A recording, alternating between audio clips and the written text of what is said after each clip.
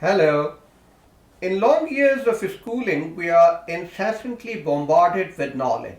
When a certain event took place, when a war took place, how many people died, who won, how big is what, how large is what, all that. But nobody teaches us the most important thing, which is how to think. Of course, household experiences vary a lot more widely and you can't generalize, but the point is this: the foremost thing we need to teach our kids is not what to think, but how to think. Look, the education system we still follow is the same when corporal punishment for kids was considered a good idea and when cough was still cured by narcotics. It dates from times when we weren't very well informed in how the brain works and learns. But now the world has moved on and how we educate our kids needs to follow. When you teach your kids how to think, you assign them the leading role in their own learning. You aren't asking them to learn by heart the answers, instead, you're asking them to find their own answers and then to be open to questioning their own answers to find further answers. That creates a lifelong engagement in them to understand and not just to know. Yeah, I know no parents and no school could teach all the knowledge they need to survive in a rapidly evolving society. But you could teach your children how to think in a way that works for the knowledge they learn all along their life.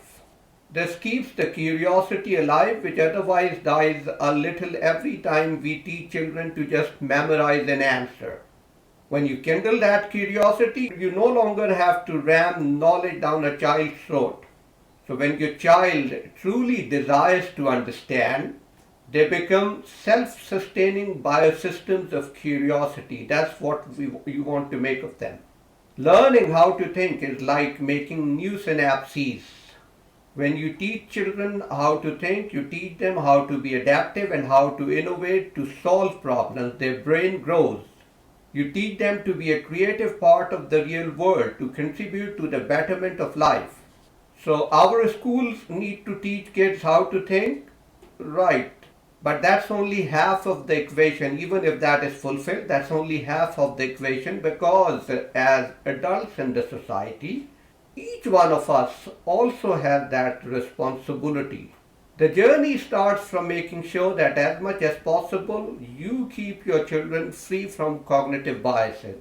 You keep them unburdened by prejudices and blinding effects of groupings and herd instincts.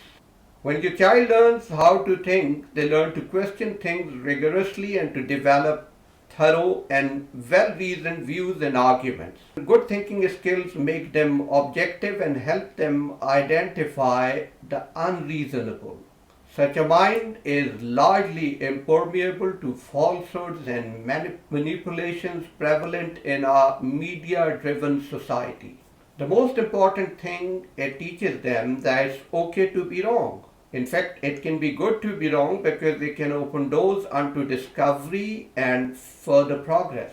So, it's empowering to develop the humility at an early age to accept that we might be wrong. And learning how to think teaches your child that our ideas are not us. And there's no reason to defend them at the cost of learning. You don't defend any idea at the cost of learning. Once we learn that we are free to change our ideas, believe me, it's very liberating. So here are 10 things you can do to teach your child how to think. Keep an eye on their education, number one. So in order to develop effective thinking, it's imperative to move your child's educational focus from knowledge to inquiry. Inquiry requires children to build strong cognitive skills beyond simple recall or application of learned procedures.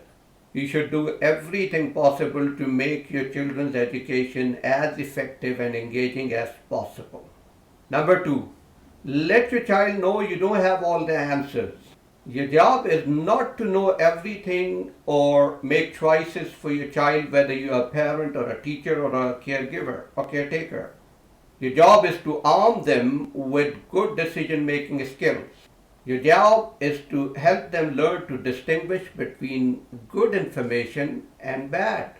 Number three, question things and encourage them to argue both sides of an issue.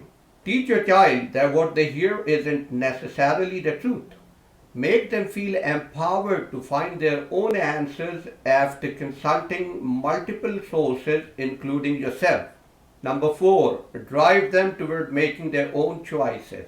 Teach them that their choices are their responsibility and that you are there to offer support, advice, or tools to help them do so. Number five, encourage them to apply what they learn. Learning to pass standard exams isn't enough. You should want them to know, you should want them to show you what they can do with what they have learned and not just repeat it back to you or report their grades. Number six, encourage them to try new things.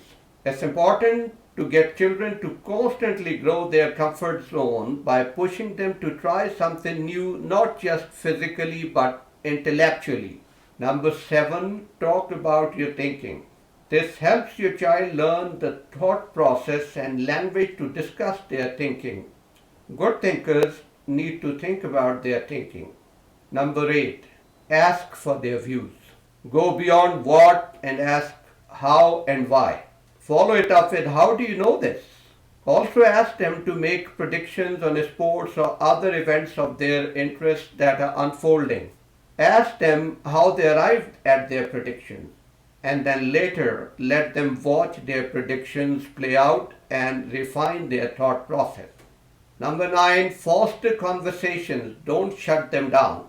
Your job as an adult trying to encourage a child to think is not to shut down conversation by giving the supposed right answer. It's to encourage your child to engage the question by asking them what they think in the matter and why they believe what they believe. That conversation also helps parent and child build a deeper relationship as your child grows into their teen years and beyond. Number 10, encourage breadth of views, diversity. The social media, books, movies, and television bombard us with ideas, and parents should, of course, limit and curate the time and content spent in those areas. By all means, do it. But don't fall into cave-like echo chambers vying for control in your culture. Parents who want their children to join them in their monolithic thought process are surely not teaching their kids to think. Look, your child is not precious china to be carefully wrapped and placed on a high shelf far from possibility of being chipped or cracked. No, they have to get ready to live in a practical world with its contentions and challenges. Your kids should have friends that don't think exactly like them. They should read books that challenge their thinking. They should listen to podcasts and music that stretch their minds and tastes. They should hear people advocating ideas that are hostile to what your family holds dear. Prompt them to think about how other people's perspective may differ from their own. So let's summarize. Look, teaching children periodic table of elements is useful, but it's more useful to teach them why science is important. Teaching them to read or watch good media is valuable, but it's more valuable to teach them how to approach what is reported with a critical mind. Teaching them history is important, but it's more important to teach them how adopting evidence-based pursuit of knowledge delivered us from the dark ages into this golden age of technological wonders. Teaching them rules is beneficial, but it's more beneficial to teach them how to appreciate and internalize to always distinguish between right and wrong, good and bad. Times have changed, and teaching children how to reason and how to apply logic is now a more important life skill than ever. Please do it. Teach your child how to think for themselves instead of just telling them what to do and what not to do. Hope you found it useful. Thank you very much. Till the next time.